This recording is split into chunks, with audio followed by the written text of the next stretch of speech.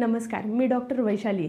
जर तुम्हीही तुमच्या कंबर दुखण्यामुळे कंटाळला आहात, डॉक्टरांनी सांगितलं आहे की स्पॉन्डिलोसिस झालेला आहे, म्हणजे सोप्या भाषेत सांगायचं झालं तर तुमची स्लिप डिस्क झालेली आहे। आणि मेडिकल भाषेत सांगायचं झालं तर L3 L4 L4 L5 L5 LS मध्ये डिस्क बल्जिंग झालेलं आहे। तर या दुखण्याला होमिओपॅथीचा फायदा होऊ शकतो का, किंवा कोणती औषधे वापरली पाहिजेत, पेशंटची कशी काळजी घेतली पाहिजे, ही सगळी माहिती हवी असेल तर हा व्हिडिओ पूर्ण बघा। तर सगळ्यात अगोदर बोलूया की स्लिप डिस्क म्हणजे काय।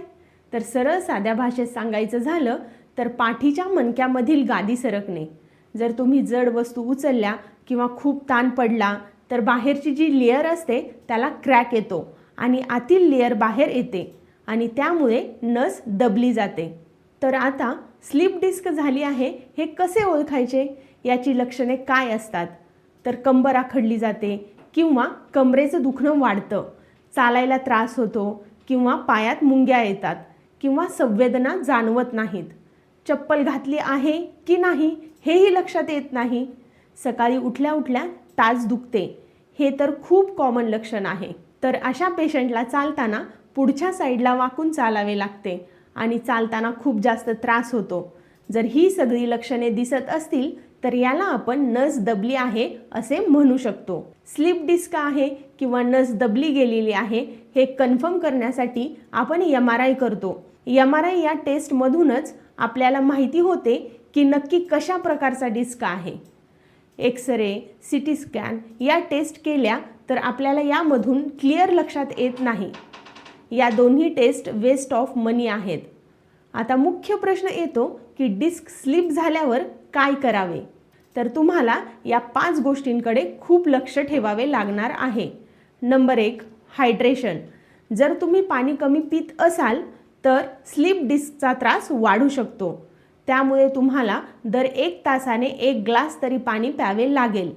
नंबर 2, पेशंटला बसताना टेकून बसावे लागेल किंवा पुढे झोकून बसता येणार नाही। जास्त उभा राहून काम असेल किंवा जास्त चालावं लागत असेल तर तुम्हाला लंबोसॅक्रल सपोर्ट बेल्टचा खूप चांगला उपयोग होईल। पण या बेल्टचा उपयोग किती वेळ करावा, तर हा बेल्ट 6 तासाच्या वर जास्त वापरू नये। तर इथे सगळ्यात महत्त्वाचं काम तुम्हाला काय करायचं आहे, तर ते आहे शेक घेणे। एक टॉवेल घ्या, त्याची घडी घाला, त्यावरती पाणी शिंपडा आणि त्याला प्रेसने गरम करा आणि त्याने कंबर शेका, पण जास्त गरम किंवा जास्त नरम पण नको। त्यानंतर तुम्ही चांगला स्प्रे किंवा जेल वापरून मसाज करू शकता। आता सगळ्यात महत्त्वाचं की यामध्ये होमिओपॅथीच्या औषधांचा उपयोग होतो का, तर हो। नंबर 1, अर्निका मोंटाना हे होमिओपॅथीचे औषध आपण डिस्क स्लिप झाली असेल किंवा दोन्ही पायाला त्रास होत असेल तर वापरू शकतो। नंबर 2, ॲकोनाइट हे औषध एकदम अचानक काही त्रास होत असेल, अचानक दुखत असेल किंवा अचानक स्लिप डिस्क झाली असेल तर आपण वापरू शकतो। नंबर 3, बेलाडोना हे औषध पेशंटला खूप जास्त कमरेमध्ये त्रास असेल किंवा डॉक्टरांनी हात लावल्याबरोबर तिथे गरम लागत असेल किंवा पेशंटला झोपता येत नसेल, चालता येत नसेल तर हे औषध वापरता येते। नंबर 4, ब्रायोनिया हे औषध कंबर आखडली असेल, पेशंटला हलता येत नसेल तर हे औषध वापरता येते।